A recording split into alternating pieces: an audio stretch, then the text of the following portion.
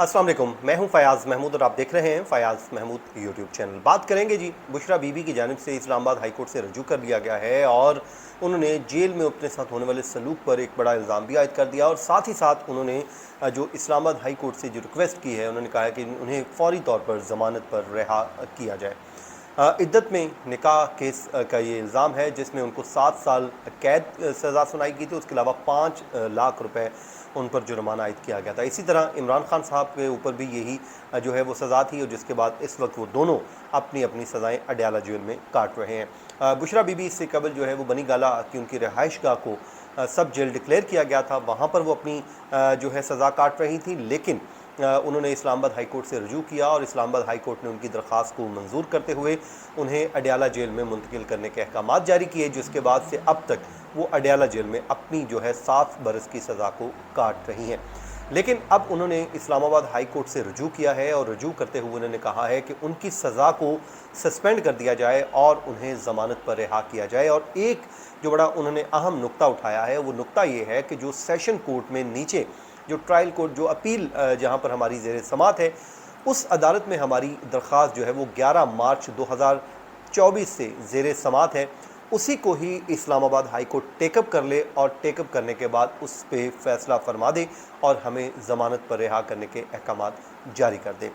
अब सवाल ये पैदा होता है कि क्या इस्लामाबाद हाई कोर्ट उस दरख्वास्त को जो किसी और अदालत में इस वक्त ज़ेर समात है, ऑल दो कि इस्लामाबाद हाई कोर्ट की जुरिस्डिक्शन में आती हैं वो कोर्ट्स, क्या वो उसको टेकअप कर सकते हैं या नहीं। तो इस पर कानूनी जो है नुक्ता क्या बनता है, जो कानूनी तौर पे जो राय होगी वो भी आज इस वीलॉग में आपके साथ शेयर करूंगा और इस दरख्वास्त का जो मुस्तकबिल क्या है वो भी आज इस वीलॉग में बताएंगे। लेकिन सबसे पहले मैं आपको बता देता हूं कि दरख्वास्त में उन्होंने क्या क्या मौक़िफ़ लिए हैं और वो सब आपके सामने रख देते हैं। बुशरा बीबी ने जी ये इसमें बड़ी क्लियर कर दूं कि इसमें इमरान खान साहब नहीं बल्कि सिर्फ बुशरा बीबी साहिबा हैं जिन्होंने ये दरख्वास्त दायर की है। बुशरा बीबी कहती हैं जी मेरी जो है सज़ा है उसको मअतल करके ज़मानत पर रिहा किया जाए। उन्होंने अपने वकील बैरिस्टर सलमान सफदर और खालिद चौधरी के ज़रिए ये दरख्वास्त दायर की है और बुशरा बीबी इस वक्त 3 फरवरी से सीनियर सिविल जज के फ़ैसले की रोशनी में जो है वो 7 साल की कैद काट रही हैं। वो ये कहती हैं कि अदालत ने 3 फरवरी को सज़ा का फ़ैसला सुनाया जिसमें उन्हें 7 बरस कैद और 5 लाख रुपए जुर्माना आयद किया गया। अदालत पर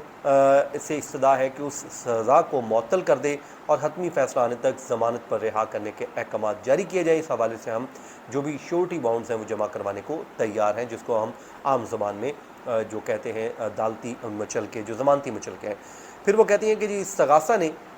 जो शवाहिद पेश किया है एक तो वो वीक है,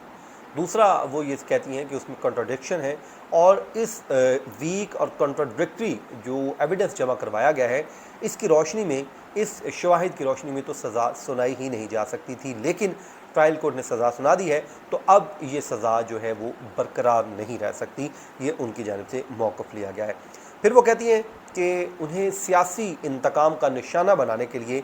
जेल में बदतरीन हालात का मिज़रेबल कंडीशन में रखा गया, ये उन्होंने इल्ज़ाम आयद किया है। वो ये कह रही हैं कि मुझे सियासी इंतकाम का निशाना बनाया जा रहा है सिर्फ़ इसलिए कि मैं साबिक़ वज़ीर-ए-आज़म इमरान खान की अहलिया हूँ और साबिक़ा ख़ातून अव्वल हूँ, तो इसलिए उन्हें अब जेल में बदतरीन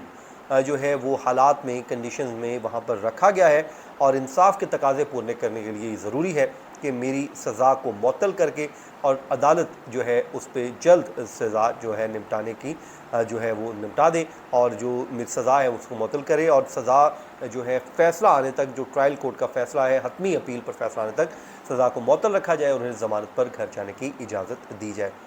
बाकी उन्होंने मज़ीद कहा है कि सज़ा मअतली जो दरख्वास्त पहले से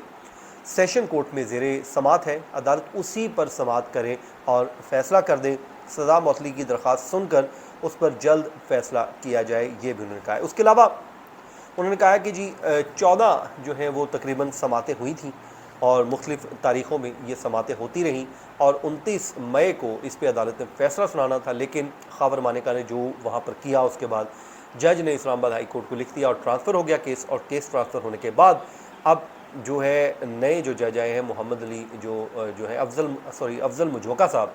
उन्होंने एक लंबी तारीख डाल दी 25 जून की। तो फिर हमने जल्द हेयरिंग की दरख्वास्त डाली और उस दरख्वास्त पर अदालत ने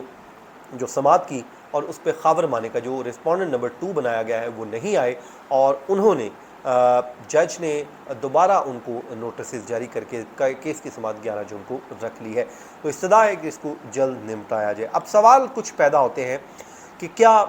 एक मामला जब एक किसी और कोर्ट में ज़ेर समात है तो क्या हाई कोर्ट उस मामले को टेकअप कर सकती है और उस पर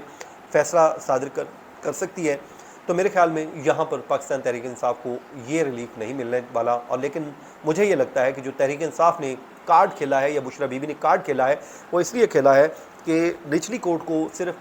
डायरेक्शन लेके आया जाए ताकि निचली कोर्ट जो है वो जल्द उसको निपटा दे, क्योंकि हाई कोर्ट अगर कोई डायरेक्शन दे देती है कि इसको 4 रोज़ में 5 रोज़ में या इससे कबल निपटाया जाए तो फिर जाहिर है वो निपटाना पड़ेगा। तो अब होगा ये कि हाई कोर्ट जो है इस ज़मानत की दरख्वास्त पे या सज़ा मौसली की दरख्वास्त पर तो कोई फ़ैसला नहीं देगी। ये बड़ा वाज़ेह है। मेरी मुख्तलिफ जो कानूनदान हैं उनसे बात हुई है, वो कहते हैं कि ऐसा नहीं होता कि जब एक मामला एक निचली कोर्ट में ज़ेर समात है तो अपरली कोर्ट खुद ही उसको टेकअप कर ले, उसके बाद दरख्वास्त लेके उसको टेकअप करके खुद ही निपटा दे। तो ये ऐसा होता नहीं है। हाँ, अलबत्ता इस पर यह ज़रूर हो सकता है कोई डायरेक्शन दे दे, लेकिन उस पर जो PTI के वकला हैं उनका मौक़िफ़ ये है कि अगर हाई कोर्ट बराह रास्त कोई ज़मानत दे सकती है तो वो इस मामले को भी कर सकती है, क्योंकि हम भी इसमें ज़मानत मांग रहे हैं, हम निचला फोरम खुद छोड़ के ऊपर आ रहे हैं। तो यहाँ पर भी इबहम है, क्योंकि जब इस्लामाबाद हाई कोर्ट या कोई भी फोरम होता है वो निचली कोर्ट में आप जब अपना एक रेमेडी छोड़ के ऊपर आ रहे हैं तो फिर आपने मुतमईन करना होता है कि जी आप क्यों छोड़ के आए हैं। उसके अलावा भी जो उसमें आमतौर पे जो मिलती है ज़मानत, उसमें कोई वो होती है कि या तो आपने कोई हिफाजती ज़मानत करवाई है या फिर आपने राहदारी ज़मानत ली है या इस तरह का कोई प्रोटेक्शन बिल ली है, तो वो तो हो जाती है। लेकिन बहुत एक्स्ट्रा ऑर्डनरी लीफ होता है कि अगर मिल जाए आपको ज़मानत। सेकेंडली जो है मामला ये है कि अब जो है इस्लामाबाद हाई कोर्ट से बज़ाहिर ये लग रहा है कि डायरेक्शन आएगी और डायरेक्शन जो होगी उस पर ये फ़ैसला होगा, क्योंकि खातून हैं और आमतौर पे जो ख़वातीन की ज़मानतें हैं वो हो जाया करती हैं, उसमें उनको ज़मानत दे दी जाती है ताकि हतमी फ़ैसला आने तक जो है वो जेल से बाहर रहें, उनका एक हक समझ के उनको दे दिया जाता है। तो ये था जी आज का हमारा वीलॉग। अपनी दुआओं में याद रखें, जहाँ रहें खुश रहें। मुझे दीजिए इजाज़त। अल्लाह ने के बाद।